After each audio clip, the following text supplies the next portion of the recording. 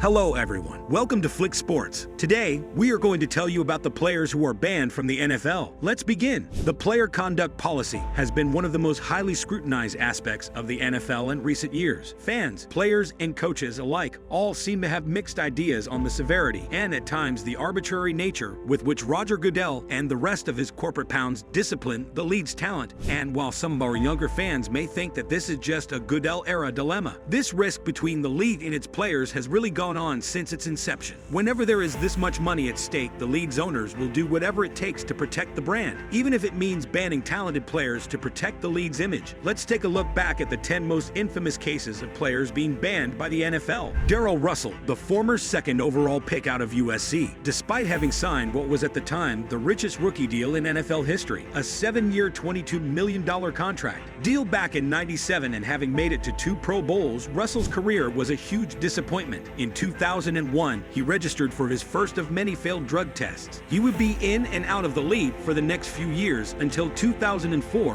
when his seventh infraction effectively got him banned from the league for good. Phil Chalk and Merle hate the 1946 combo. While they're not exactly household names at this point, both men were excellent players in the early iteration of the NFL. The former was a Pro Bowl quarterback, and the latter was a bruising fullback at a time when it was one of the most important positions on the field. Both men, however, were unceremoniously dismissed from the league in 1946 after a gambling scandal forged by known gambler Alvin Paris took the league by storm. Both were linchpins, and Paris's plan to fix the NFL championship game between the New York Giants and Chicago Bears, and both were offered $3,500 apiece and lucrative off-season jobs to ensure that the Giants lost by more than 10 points. And even though they allegedly reported it to the league, then Commissioner Bert Bell swooped in and dropped the hammer on them. Larrin Landry. This next-man NFL player was a casualty of his regime. Formerly one of the hardest-hitting safeties in the league, famous for his beastly workouts and aggressive play style, there was a time that Landry was one of the more popular players in the league. Landry's career started in Washington after he was taken with the 6th overall pick in the 2007 NFL Draft. He immediately made an impact, starting all 16 games his rookie year. He got all sorts of attention from fans, not just because of his play on the field, but because of his insane physique. Landry was clearly always a freak athlete. I mean, there was a time he was the number 5 high school athlete in the country. But as his NFL career continued, he got bigger and bigger. Then, in 2014, as a member of the Indianapolis cult, it became apparent why. In September of that year, he tested positive for pets, earning him a 4-game suspension, the first of 3 strikes he'd earned in less than 2 calendar years. He got popped again the following February, earning a 10-game suspension,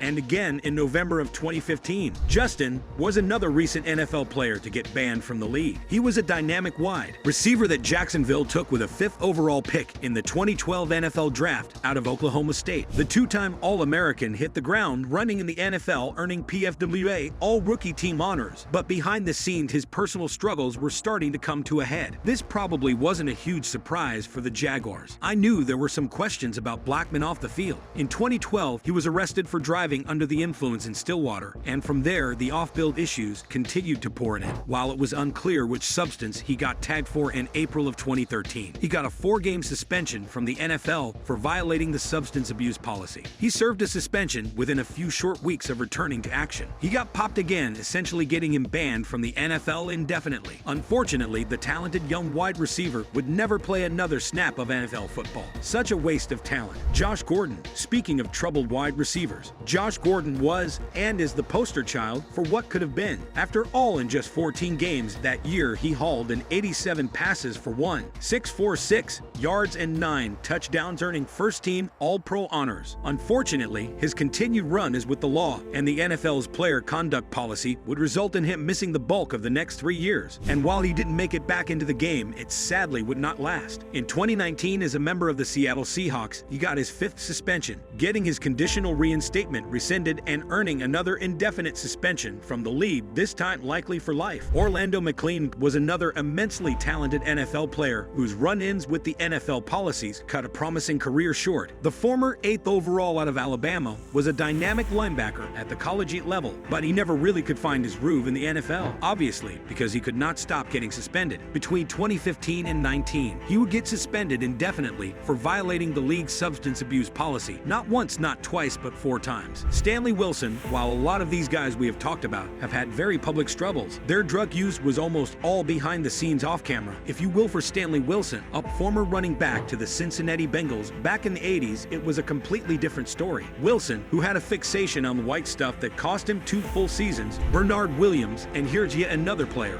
whose drug problems got the best of him. Philadelphia Eagles left tackle Bernard Williams was only able to play 1 season in the NFL because he repeatedly failed a drug test. The former first-round pick out of Georgia started all 16 games his rookie year, made the NFL all-rookie team, and they proceeded to never play another snap in the league. What started off as a 6-game suspension spiraled out of control as he continued to test positive time and time again. He seemed to be facing the controversy head-on, telling a newspaper, "This was a test that I failed a while ago. Williams said I smoke marijuana. I don't deny it's something I'm ashamed of. Everybody makes mistakes. Nobody's perfect." But apparently this was all smoke and mirrors, but slightly unattended. Odell Thurman. It was a similar situation for Odell Thurman, a Bengals linebacker who played in the NFL from 2005 to 7. Thurman, a former 48th overall pick out of Georgia, had a great rookie season. Several off-field incidents in college had caused him to fall to the second round of the 2005 draft, but he was dynamic in college, so the production was not a shock. Thurman logged his second violation of the NFL substance abuse policy, earning him a 4-game suspension to start the 2006 season. It was not for positive tests though, but rather for missing his appointments to take the test, as well as lead mandated counseling sessions. He contended that he missed the test because he was out of town for the summer. He explained it in detail to ESPN, saying the following: "I just want people to know I wasn't out there using all types of drugs. Basically, it was me missing a test, to be honest. It was my first NFL off-season, and I was out doing too much during the summertime, being irresponsible about the whole thing and not taking it real seriously. I made a mistake, and I'm living with that mistake, and now I'm refocusing. I just worry that the fans have gotten the wrong impression on me, that they think I'm an addict with real problems using drugs." Much to the chagrin of Thurman, the NFL views these kinds of transgressions the same as a positive test. In 2007, he got pegged for drunk driving, and then he caught an assault rap. Next team Thurman knew, he was denied a request for reinstatement. There was also an incident in 2008 at a water park when he broke a man's jaw. Somehow he was finally reinstated in 2008, but then he proceeded to fill another drug test, effectively ending his NFL career for good. Ray Caroth. While most of the guys on this list have had sad stories for what they did to their own lives, Ray Caroth takes the cake. He may be the recipient of the most infamous banishment in all professional sports, let alone the NFL. The former first-round pick and wide receiver for the Carolina Panthers was found guilty of conspiring to take out his pregnant girlfriend, Shericka Adams, and their unborn child. The incident took place in 1999 after Adams, who was 8 months pregnant, refused Ray's request to have an abortion. On November 16th, near Carrot's home in Charlotte, North Carolina, Shericka was shot 4 times by Van Brett Watkins. Sarah was an associate of Throat's. Shericka managed to dial 911 and told them that Ray blocked her car with his vehicle while Watkins' car pulled up alongside her and opened fire before driving away. She was rushed to the hospital, fell into a coma,